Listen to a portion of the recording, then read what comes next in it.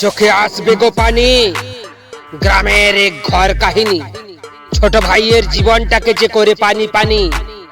তাহলে শোনো বন্ধু শোনো, পাপিষ্ঠ নিষ্ঠুর শয়তান বড় ভাইয়ের শয়তানি। মা জননী গো, দুটি সন্তানকেই তো একই গর্ভে ধারণ করেছো গো তুমি, তাহলে কেন কেন মা গো তোমার একই অঙ্গে দুটি রূপ দেখতে পাই যে আমি। বড় ছেলের বেলায় কিনা মমতাময়ী মা জননী, আর ছোট ছেলের বেলায় কিনা সৎমার মতো ব্যবহার করো গো তুমি। আর তুমি কিনা এ পাড়া প্রতিবেশীর কানে কানে বলো দুটি সন্তানকেই তো সমানভাবে ভালোবাসি আমি। তাহলে কেন মা গো এ সংসারে ছোট ছেলেকে জন্ম দিলে গো তুমি? হইচই করে এ গ্রামের সংসারে বছরের পর বছর ধরে শয়তান বড় ভাইটির কিনা জন্মদিন পালন করে, আর ছোট ভাইটি কিনা দাঁড়িয়ে দাঁড়িয়ে হাত তালি মারে, মনটা যে তার কতই না ঘুটঘুট করে, যেন সে ঠিক সৎ মায়ের সন্তান হয়ে জন্ম নিয়েছে গো এই ঘর সংসারে। তাই ছোট ভাইয়ের মনটা তো কেমন কেমন করে। তবুও সে মাথা নিচু করে নম্রভাবে একবার প্রতিবাদ করে, ও মা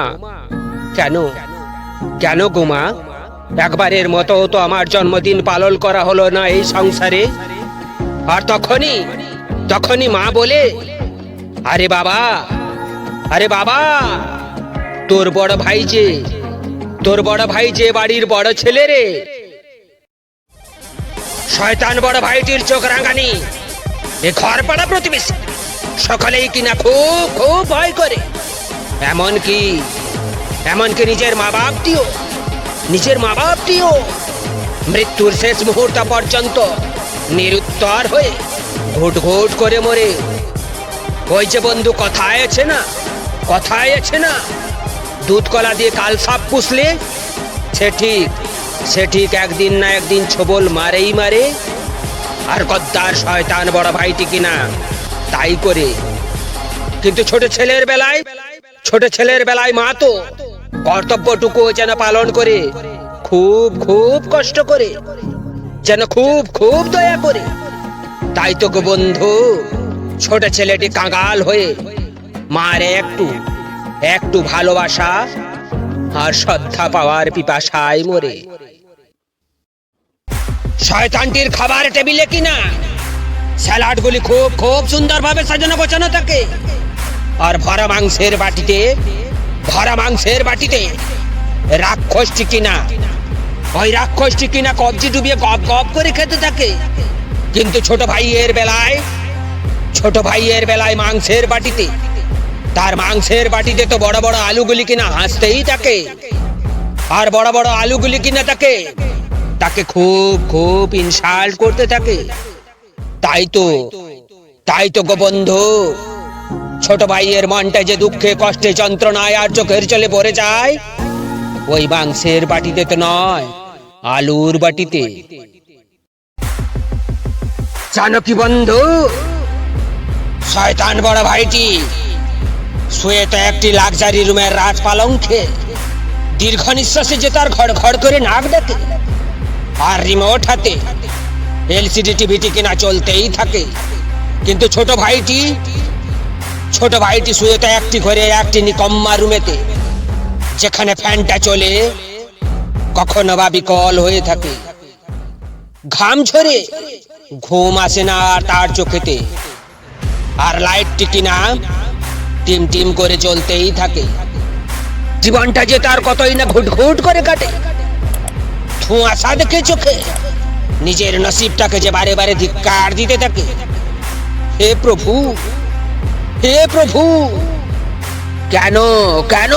কেন ওই শয়তানটির ছোট ভাই করে পাঠালে গো আমায় এই জগতের এই সংসারেতে? বাস্তবে তো বন্ধু ওই পাকা বাড়িটি তৈরি হয়েছে কিনা বাপের জমানো সম্পত্তি থেকে, আর ছোট ভাইয়ের ঘাম পাসিনা ছড়ানো রাখতে।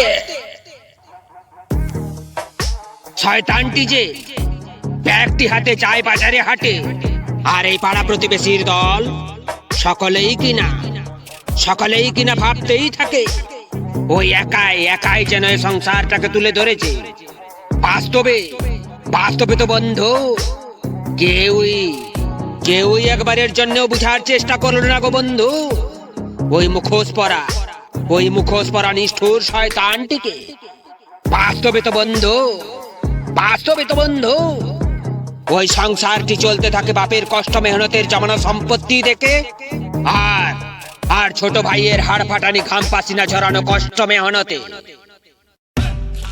শয়তানটি কিনা মুচকি মুচকি হেসে কথা বলে, খুব খুব মিষ্টি মিষ্টি কথা বলে।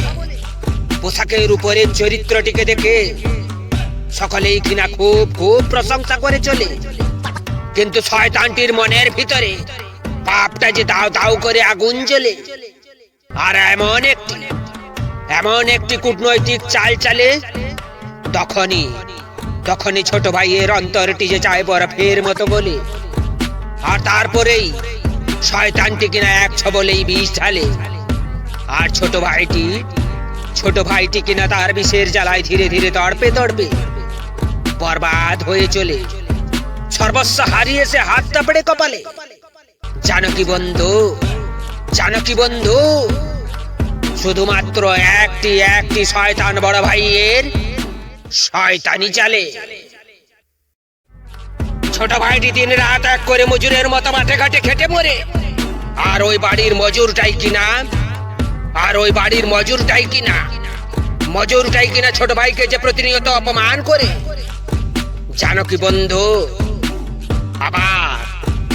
আবার ওই মজুরটাই কিনা মালিক সে যে ছোট ভাইকে যে নানান কাজের অর্ডার দিয়ে চলে। কিন্তু শয়তান বড় ভাইটি বিন্দাস পাড়ায় ঘুরে আয়েশ করে, আর ছোট ভাইয়ের কষ্ট মেহনতের টাকা পয়সাগুলিকে দু হাতে ফোয়ারা উড়িয়ে শুধুই বিলাসিতা করে লাট সাহেবের মতো বাজারে চক্কর মারে। তবুও তো বন্ধু ওই বাড়ির মজুরটাই কিনা, এ সমাজটাই কিনা ওই শয়তানটাকে যে প্রভুর মতো নতমস্তকে স্যালুট করে।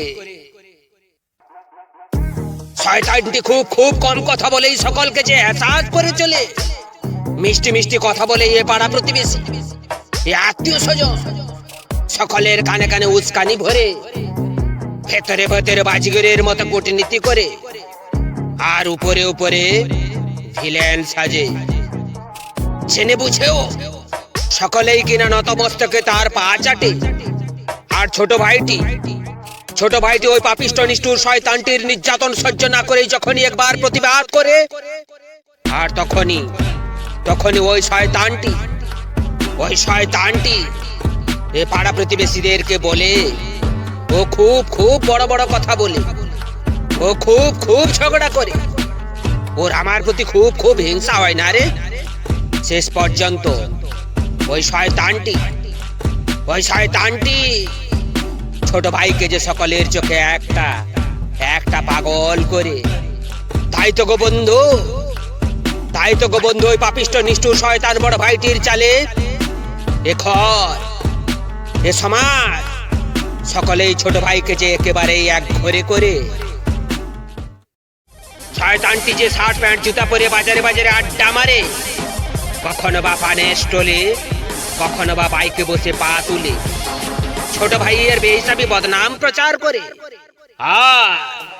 আর পরচর্চাটাকেই কিনা পেশা করে। তবু এ সমাজ থেকে যে শয়তানটি হাজার লাখ সম্মান আদায় করে, আর এদিকে ছোট ভাইটি কিনা রোজ ঝড় ঝঞ্ঝা বৃষ্টিতে শুধুই খেটে মরে। শয়তানটি যে এতটাই শয়তান, বাপকে দিয়ে ক্লাবে হাটে বাজারে আরো কত জায়গাতে যে ছোট ভাইয়ের বদনামি প্রচার করে, আর মাকে দিয়ে পাত্রীকে দিয়ে এ পাড়া প্রতিবেশীর মেয়েদের কানে কানে বিষ ভরে। এমনকি ছোট ভাইটি ঘরের বিষাক্ত মানুষগুলির জ্বালায় বিষ খেতে গেলেই জন্মদাতা মাটিও বলে কিনা, কি হলো বিষ খা না খা, আমাকে ভয় দেখাচ্ছিস না রে, তোর মুখ দেখতে চাই না। এ ঘর থেকে তুই দূর হ, দূর হ না রে।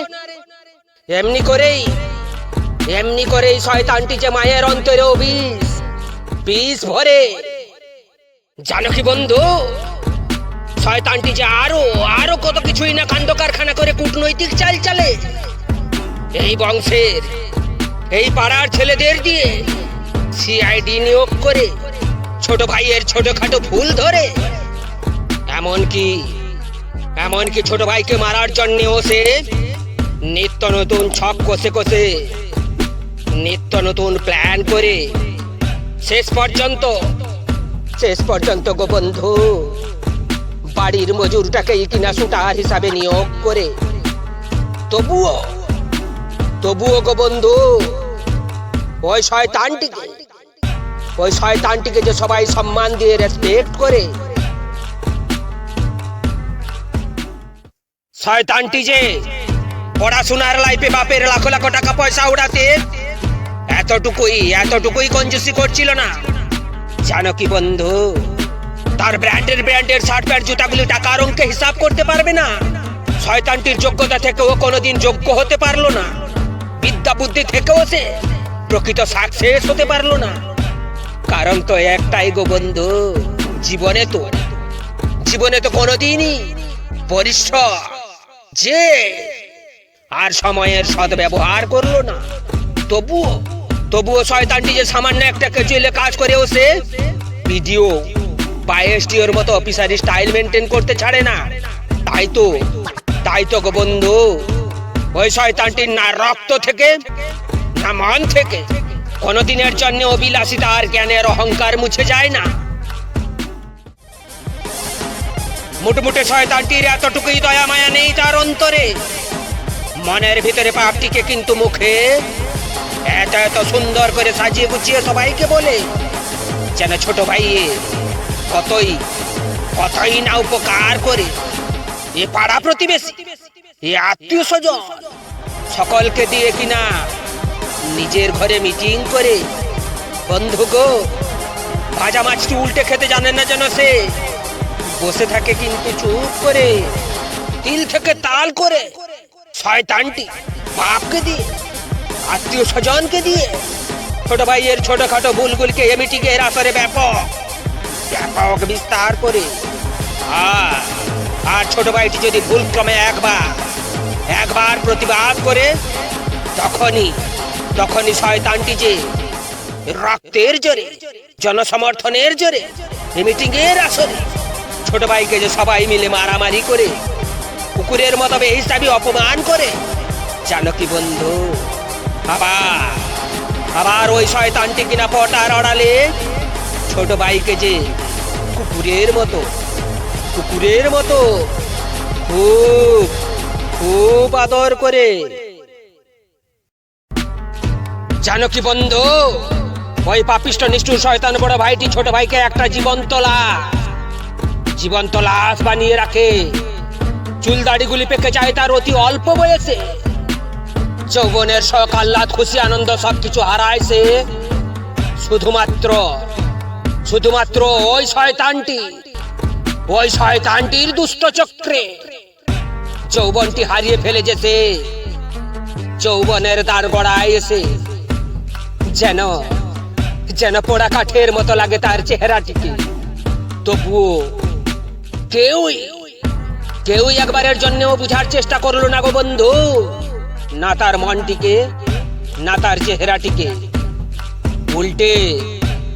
উল্টে তো বন্ধু এ পাড়া প্রতিবেশীর ছেলেরা ছোট ভাইকে নিয়ে নানান হাসি ঠাট্টায় উন্মত্ত থাকে। আর ছোট ভাইকে যে সকলেই কিনা পাগল বলে ডাকে। পাপিষ্ট নিষ্ঠুর শয়তান বড় ভাইটির শুধুমাত্র একটি কূটনৈতিক চালে ছোট ভাইয়ের জীবনটাকে যে বরবাদ করে চলে। তবুও এ পাড়া প্রতিবেশীর দল, এ আত্মীয় স্বজন সকলেই কিনা ওই ছোট ভাইকে যে কখনো বা শিয়ানা বলে, কখনো বা চালবাজ বলে। বন্ধু গো, ছোট ভাইটি যখন রাগে দুঃখে যন্ত্রণায় আর জোর জোর গলায় মিটিং এর আসরে প্রতিবাদ করে চলে, আর ঠিক তখনই কিনা এ পাড়া প্রতিবেশীর দল, এ আত্মীয় স্বজন, ওই চালবাজ বড় ভাইটির সাজানো গোছানো আর শেখানো কথাগুলির একের পর এক পয়ার ধরে চলে। ছোট ভাইটি প্রতিবাদ করলেই মা বাপ আত্মীয় স্বজনেরা বলে, এটা তো এর অভিমান বলে। প্রতিবাদ করলেই বলে, এ তো খুব খুব জেদি ছেলে। প্রতিবাদ করলেই বলে, এ ঘরটাতে অশান্তি করে কি লাভ আছে বলে। প্রতিবাদ করলেই বলে, এর খুব খুব ভুল আছে বলে। এ তো খুব বড় বড় কথা বলে। এমনি করেই এ পাড়া প্রতিবেশী আর এই আত্মীয় স্বজনেরা গরু গাধা পশু মূর্খ বলে কি যাচ্ছাতা নাই অপমান করে চলে। শেষ পর্যন্ত গো বন্ধু, ছোট ভাইকে যে ওরা গায়ে হাত তুলে মারামারিও করে চলে। আর তখনই ছোট ভাইটি যে শারীরিক মানসিক নির্যাতনের জ্বালায় আমি সুইসাইড করব বলে ফেলে, তবুও ওই পাপিষ্ঠ নিষ্ঠুর গদ্দার বড় ভাইটি এ মিটিংয়ে উপস্থিত ব্যক্তিগণের কানাকানে ফিস করে বলে, এ যে তোমাদেরকে ভয় দেখাচ্ছে বলে। এমনি করেই শয়তানটি যে ছোট ভাইয়ের জীবনটিকে পুরোপুরি ধ্বংস করে একেবারেই বরবাদ করে চলে। শয়তানটি যে ঘরেতে রাবণের মতো রাজ করতে থাকে, আর কারণে অকারণে ছোট ভাইকে শারীরিক ও মানসিক টর্চার করতে থাকে। মনের আনন্দে পাপিষ্ঠ নিষ্ঠুর শয়তানটি যে রাবণের মতো হো হো হা করে হাসতেই থাকে। এ ঘর, এ আত্মীয় স্বজন, এমনকি নিজের বাপেরও বাপ হয়ে থাকে। বন্ধু গো, শয়তানটির একটাই কথা শয়তানটির লাস্ট ডিসিশন হয়ে থাকে। তাই তো গো বন্ধু, ওই শয়তানটি যে ছোট ভাইকে চিরজীবনের মতো ওই রাবণ রূপী বড় ভাইটির প্রজা সাজিয়ে রাখে। তাই তো আরে ছোট ভাইয়ের দল মরে বেঁচে থাকিস না। চারিদিকে যে তোর শুধুই দুঃখ কষ্ট, চারিদিকে যে তোর শুধুই অন্ধকার আর অন্ধকার। ভাইরে আমার সময় নেই আর চোখের জল ফেলা। ও যা, চোখ খোলে বা। আর কতদিন সহ্য করবি ওই পাপিষ্ঠ নিষ্ঠুর শয়তান বড় ভাইয়ের অন্যায় অত্যাচার? তাই তো ভাইরে আমার